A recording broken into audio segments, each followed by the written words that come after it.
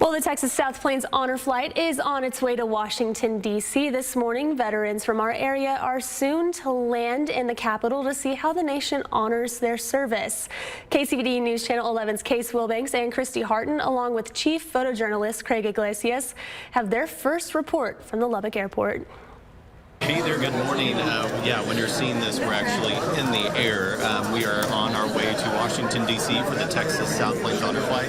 This morning, our veterans have been checking in here at the Lubbock Airport, getting ready for what we call the trip of a lifetime. This is that moment where their energy is spiking. I mean, it's super early compared to when you're watching, but this is such a trip that so many of our veterans look forward to, and this is all made possible by you. So thank you for your donations. It's 3 days in our nation's capital where we're really able just to say thank you to our veterans.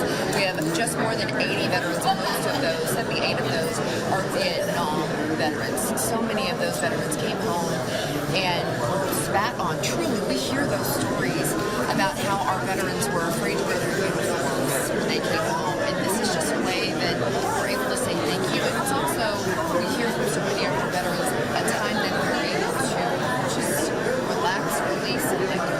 And this will be one of those trips where they can kind of process a lot that they've been holding back and not really wanting to talk about things, but this is that opportunity. It's fun as well. It's great to see our nation's capital, all the sights that they get to see on TV maybe, but haven't seen in person. And so this is just a bucket list trip for a lot of them as well. But this first day we're going to stop at the Udvar Hazy Air and Space Museum. That's really our only stop today, but there are some special surprises along the way, especially when we get to Washington, D.C.